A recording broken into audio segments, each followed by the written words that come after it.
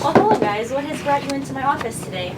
Well, my husband Evan has AFib, and I am concerned about whether or not he should continue his warfarin therapy to prevent strokes. I just saw this commercial on TV. I've seen it a couple of times. It's about this new drug that came out that may help with stroke prevention in AFib patients. I think it's called Xarelto. Yeah, it just came out recently, but before we decide which drug is better for him, I need to ask a couple questions. So the first question is, do you take your medication on schedule? For the most part. Well, I've noticed that he has some issues. He goes on business trips a lot, kind of like twice a month, I think, and he usually forgets to take his medication with him, which kind of concerns me a little bit. And also, he forgets to cut his pills in half every other day because his dosing regimen's kind of complicated. Okay, well, there's some compliance issues here. Are you able to get your INR blood test monitoring done frequently and have a stable INR most of the times? I travel a lot, so it's kind of difficult to get it frequently monitored. Yeah, I usually think his INR runs about 1.5. I don't really know if that's good or bad or...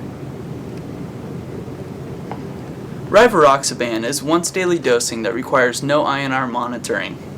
This is a potential advantage for patients that are not able to have regular INR monitoring or are not compliant with their medications. Warfarin, on the other hand, must be maintained in an INR range of 2 to 3 for AFib patients at risk of a stroke. Are you comfortable that Rivaroxaban does not have an antidote in case any bleeding problems occur? I'm not too sure what you mean about that. Can you explain that a little more? An antidote is available for warfarin in case of overdose or the need for an emergency surgery. With Rivaroxaban, a reversal agent is not available if bleeding occurs. Have you had any problems with bleeding in the past?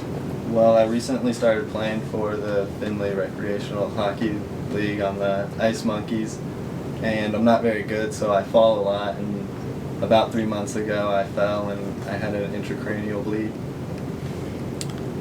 In the Rocket AF study, Rivaroxaban was shown to have less intracranial and fatal bleeding in comparison to warfarin. This is a potential benefit in patients who may experience major bleeding events. My next question is, will your insurance cover this newer drug? It's pretty expensive. I'm not too sure, but we can give them a call tomorrow and find out.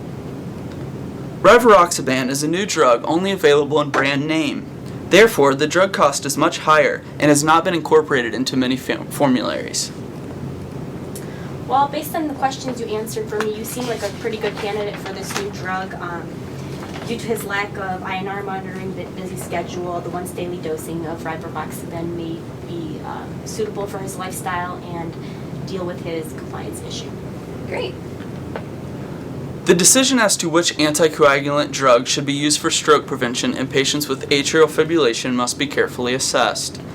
Many factors such as compliance, past medical history, and cost must be taken into account before a final recommendation can be made. In closing, Rivaroxaban may prove to be an alternative agent to warfarin in patients with AFib.